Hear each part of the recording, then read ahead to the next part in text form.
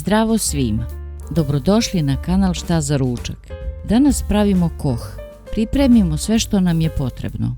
Odvojimo 5 belanaca u činiju.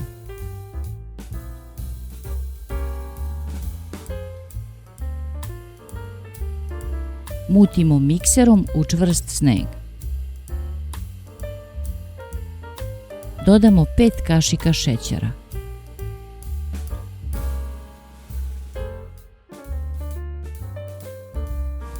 Deset grama vanilinog šećera. Zatim 5 žumanaca. Dobro umutimo pa isključimo mikser.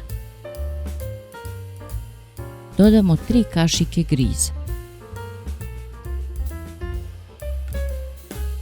3 kašike brašna.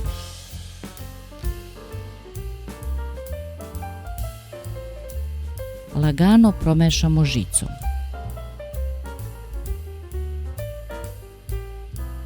Izručimo u tepsiju prečnika 28 cm ili manju ako želimo deblji koh. Tepsiju smo prethodno premazali uljem i posuli brašnom.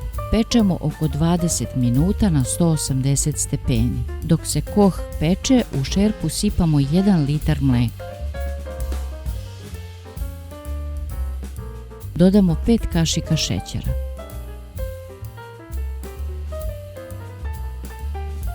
Dvadeset grama vanilinog šećera i kuvamo. Malo promešamo da se otopi šećer. Čim se koh ispeče, prelijemo vrućim mlekom.